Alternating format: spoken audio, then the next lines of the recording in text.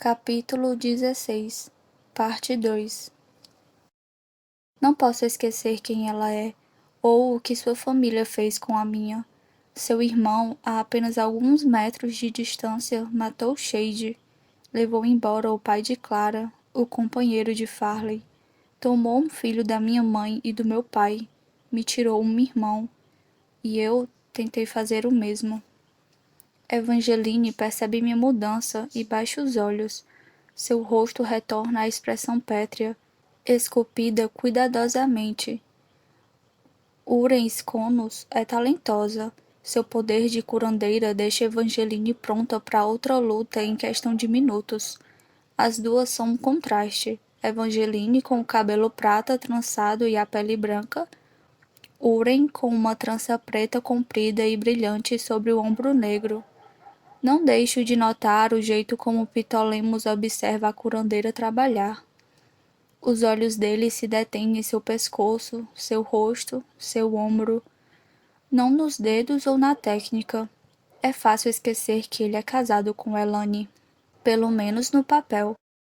Imagino que sua irmã passe mais tempo com ela do que ele, que prefere a companhia de Uren. Que família confusa. Agora você.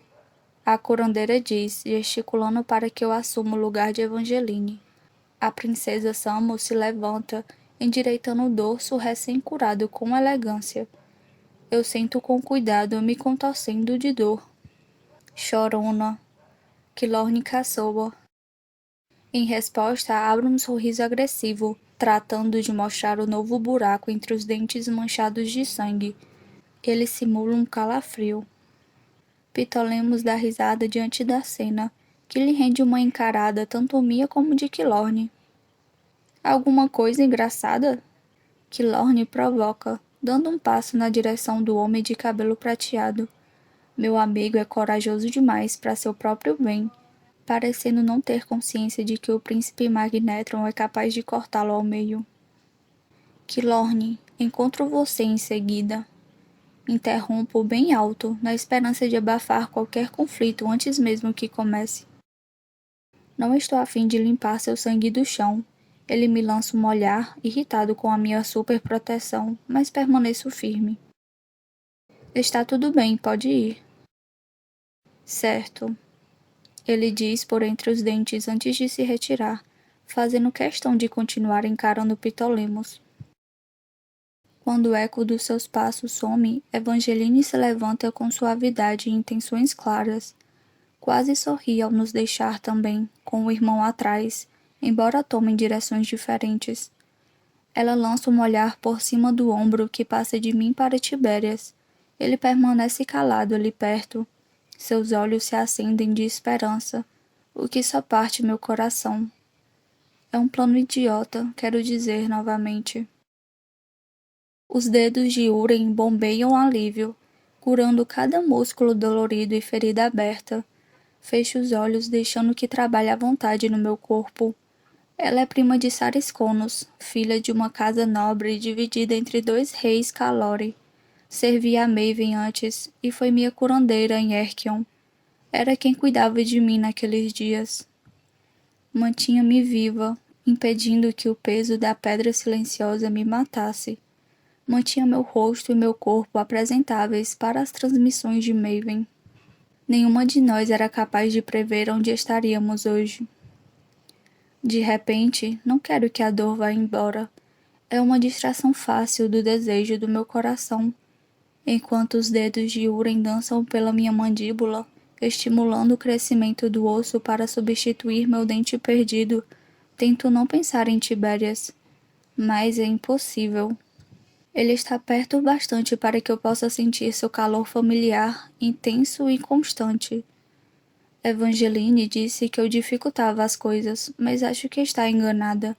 Se me prendesse com Tibérias num quartinho, eu provavelmente cederia. Seria tão terrível assim? Você está corada demais.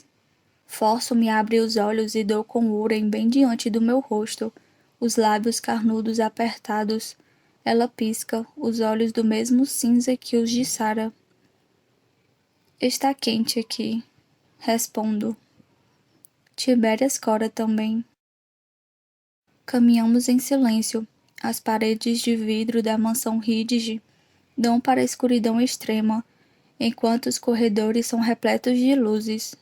Nossos reflexos nos acompanham e fico impressionada com a visão de nós dois lado a lado.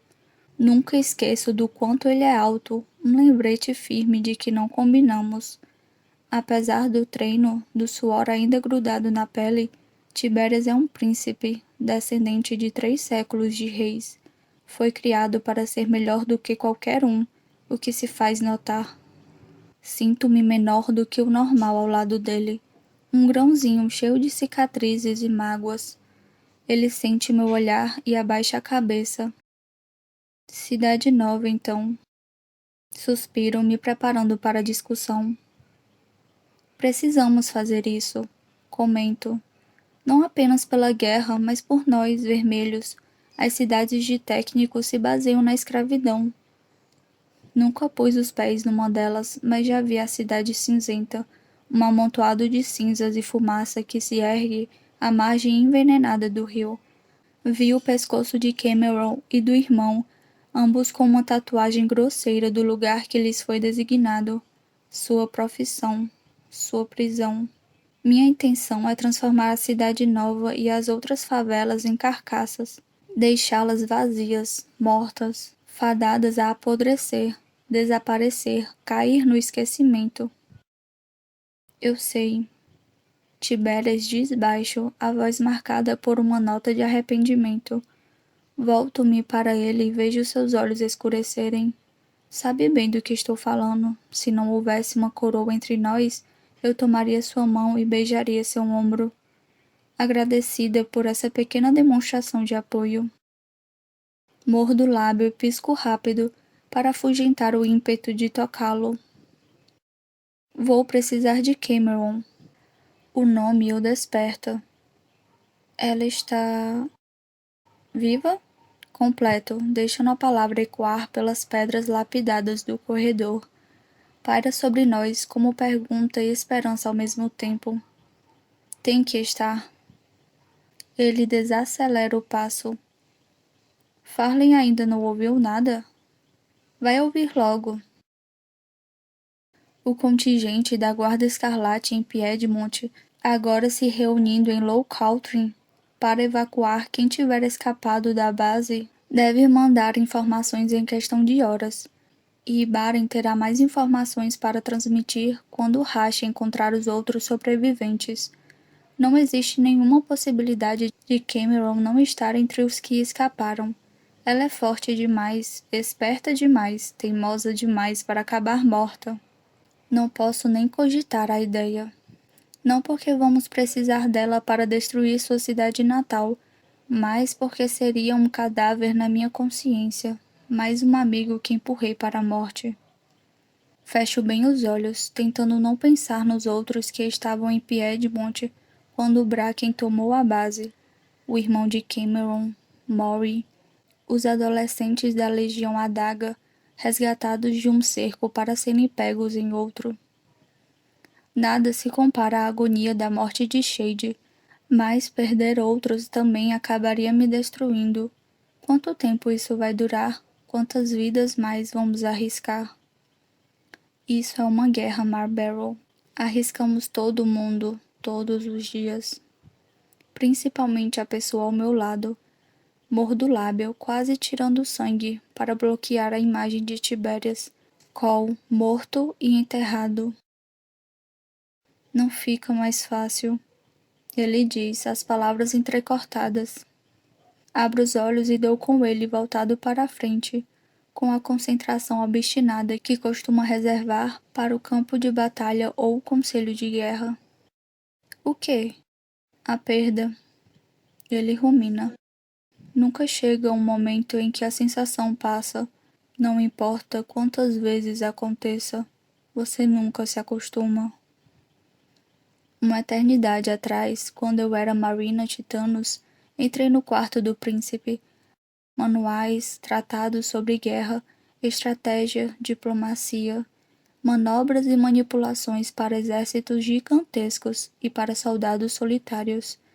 Fórmulas para ponderar perdas e ganhos, ou quantas pessoas poderiam morrer e ainda assim garantir a vitória. Aquilo tudo era um lembrete de quem era e de que lado estava.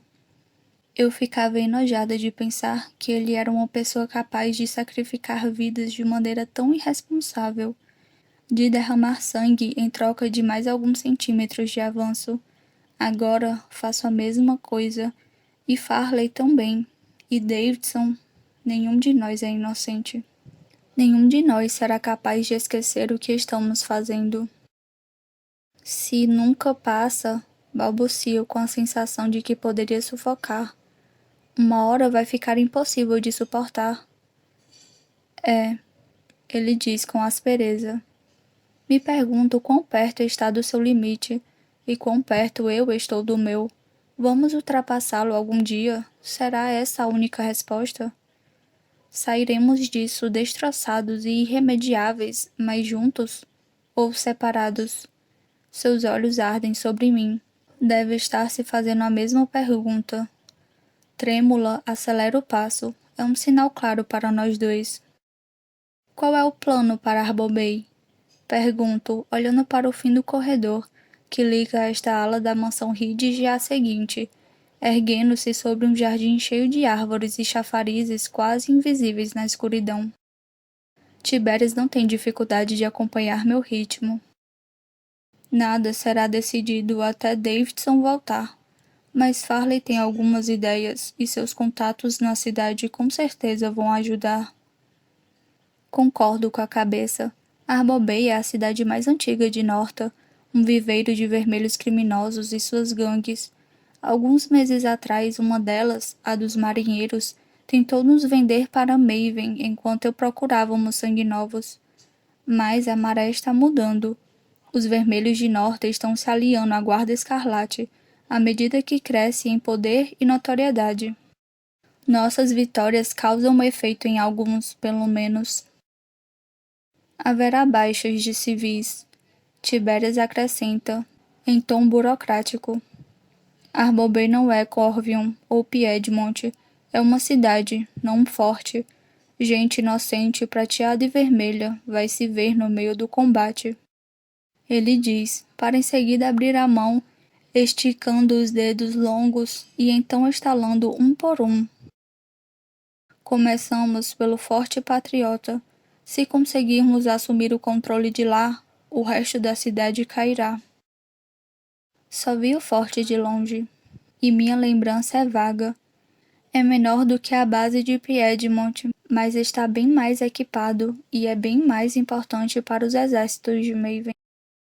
O governador Rambus e sua casa são aliados de Maven, comento, e aliados muito firmes. Parte disso é culpa minha, já que matei o filho dele na arena durante uma execução fracassada. Bem, ele também estava tentando me matar. Não vão se render com facilidade. Tibérias desdenha. Ninguém se rende com facilidade. E se você conquistar a cidade? Pressiono. E se você sobreviver? Então acho que posso forçar Maven a negociar. O nome me causa arrepios. A marca de Maven na minha clavícula se acende, coçando como se quisesse atenção. Ele não vai negociar, não vai se render nunca. Fico enjoada ao pensar nos olhos ocos de Maven, no seu sorriso perverso, em sua obsessão doentia e incansável de infernizar a vida de nós dois. Não adianta, Tibérias.